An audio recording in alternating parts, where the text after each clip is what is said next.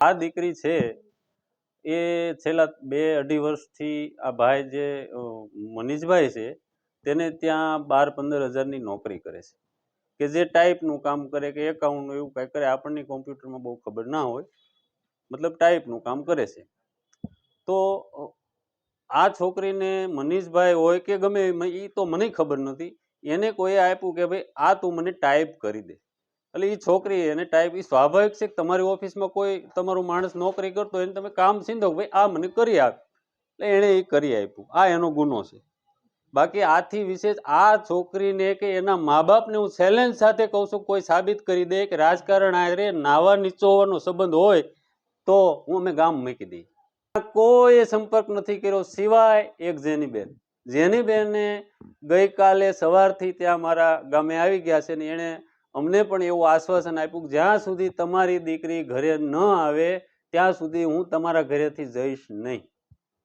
ત્યારે અમે જે એના નજીકના વર્તુળો અને એના પિતા અશ્વિનભાઈ, ત્યારે અશ્વિનભાઈની તો સ્થિતિ પણ તમે બોલાવો ને તો બોલી ન શકે એવી સ્થિતિ હતી. ત્યાર પછી તો એને કંઈક આમ થોડુંક ઠીક થયું, નકર અમને તો એમ લાગતું અને હોસ્પિટલે લઈ જવા પડશે.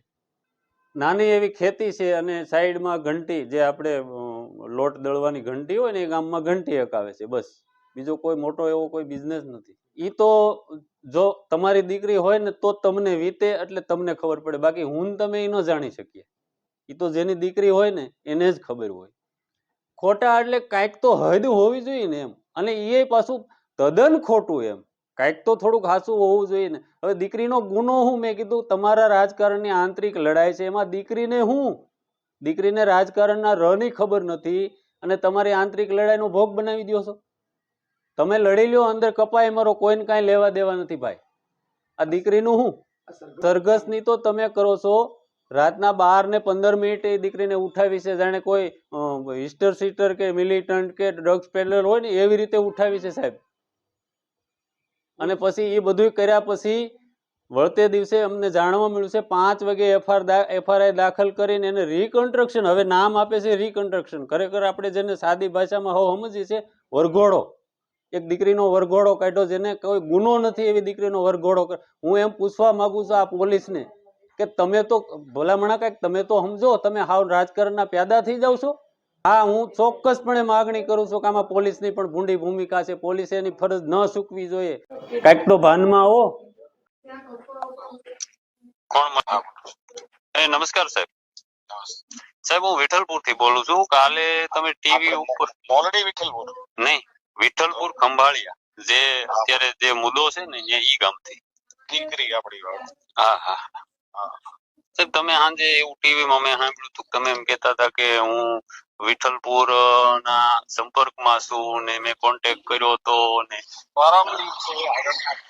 મોટા બાપુજી નામ એમને કહ્યું હતું કે એકલા જ આમ કહો. અત્યારે આખી સમાજની અહીંયા બેઠક હતી, અત્યારે પૂરી થઈ બેઠક, અને એમની ફરિયાદ પાછી ખેતર લેવાની પ્રક્રિયા પણ શરૂ થઈ. હા, એ તો બરોબર વ્યાજબી વાત છે, હું એની ના નથી કહેતો, પણ હું તમને શું કઉ છું કે તમે આ સંપર્ક કોનો કર્યો હતો? એમ નામ એમના મોટા બાપુજી. એમના મોટા બાપુજી અહીંયા ગુરુ જ હતા એ લોકો. ના, એના મોટા બાપુજી નથી સાહેબ. ભલે તો બીજા નહીં, અશ્વિનભાઈ એક જ છે અને એ જે આ દીકરીના પિતા છે એ. તો તમે પ્રશ્ન લગભગ પતી ગયો છે, હમણાં કોઈની પ્રક્રિયા શરૂ કરે. હા, પતી ગયો છે, પણ લોકો કાપી નાખો. મારી દીકરીને જામીન ન મળ્યા બીજે દિવસે, એટલે હું અમરેલી જેલે હતો. ત્યાં મને અજાણી વ્યક્તિનો ફોન આવ્યો કે ભાઈ તમે શીતલ રોડે આવો. ત્યાં હું ગયો એટલે ત્યાં 4-5 વ્યક્તિ બેઠી હતી.